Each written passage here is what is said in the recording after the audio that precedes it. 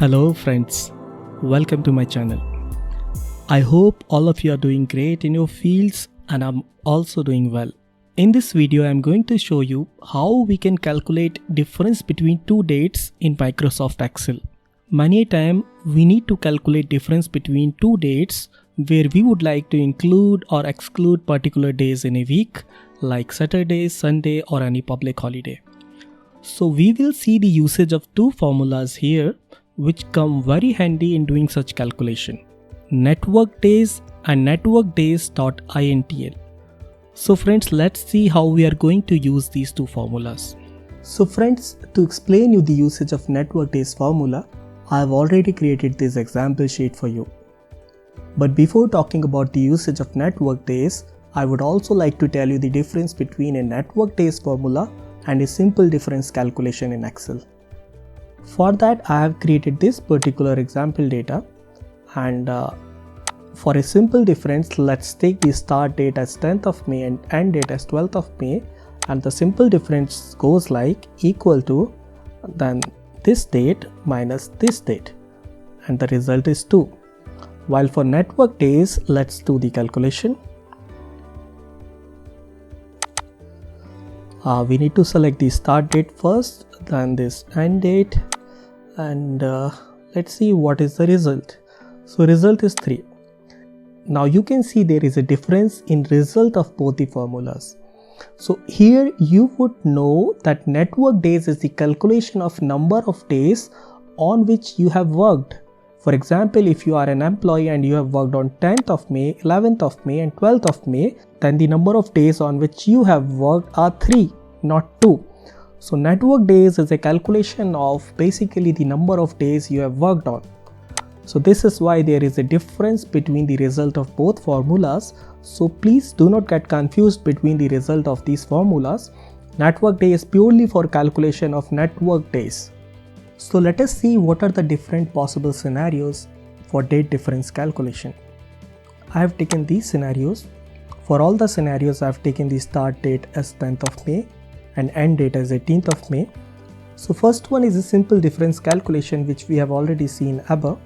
So it would look something like this. I'll take the end date then minus start date and result is 8. It is a simple difference of these two dates. If I want to exclude Saturday and Sunday, then I'll use the network days formula. In this formula, we need to mention the start date first, then comma, then end date. Because I'm not going to use any holiday calendar here, so I'll close the bracket. I got the result as 7. Let us see if the count is actually 7 or not. I'll move to my calendar and I'll actually count each days between these two dates. 10, 11, 12, 13, 4, 5, 6, 7. So that is right. If I exclude 14th and 15th, then these are 7 days. So friends, just a comment here that network days formula always excludes Saturdays and Sundays by default. But what if I want to exclude Sunday? Then we would use the formula NETWORKDAYS.INTL. In this case, I'll select the start date, then end date. Then I have an option to select what is my weekend. In this case, I would define my weekend as Sunday. I'm not going to mention any holiday calendar now. I'll close the bracket. So you can see the result is 8, which is 1 more than the last one, which means the Saturday is now included. So the result is correct. So there is another interesting trick in this formula which I am going to show you.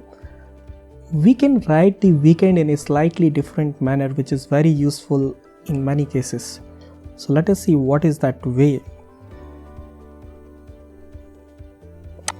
I'll select the start date, I'll select the end date, and now I want to mention the Sunday.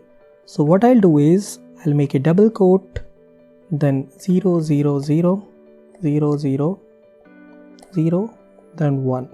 So these are 6 zeros and last one is 1, which means Sunday is excluded and rest all are included. And I'll close the bracket. So see, the result is same again, which is 8. So this is another way of writing this formula, like instead of selecting from the drop down, we can also write it like this.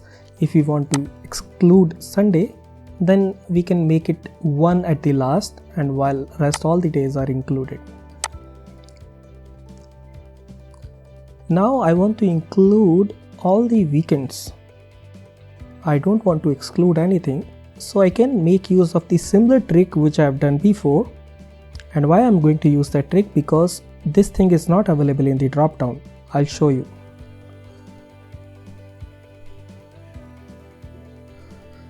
So let us see if this is available in the drop down or not. So see, there is no way I can exclude the weekend completely. I must select any of the day as my weekend. But I'm working on a weekend, so I want to include that as well. So I'll make use of that trick again. I'll make everything as 0.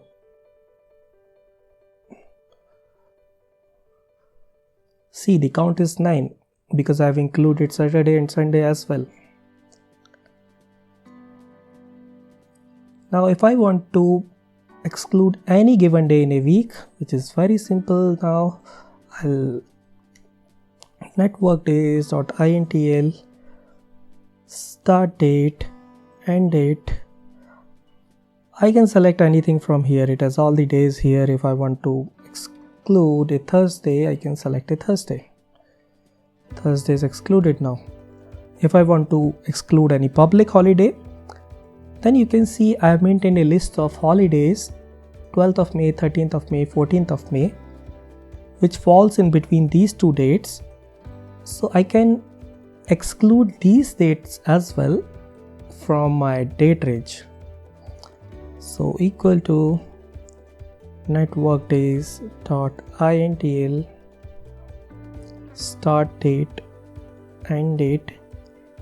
Let's use Saturday and Sunday as my weekend, and I'll select this list of holiday.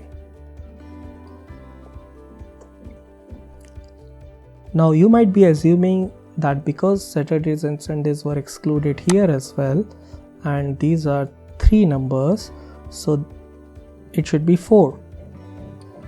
But 12, 13, 14, one of them is already falling on a Saturday, which is 14 is falling on a Saturday. That's why the count is 5, not 4. So guys, this is how we can use NETWORKDAYS and NETWORKDAYS.INTL functionality to calculate the difference between two dates. I hope you would have enjoyed my video, and if you really liked it, please subscribe to my channel, share this video and like my video. Thank you so much. Have a great day. Bye.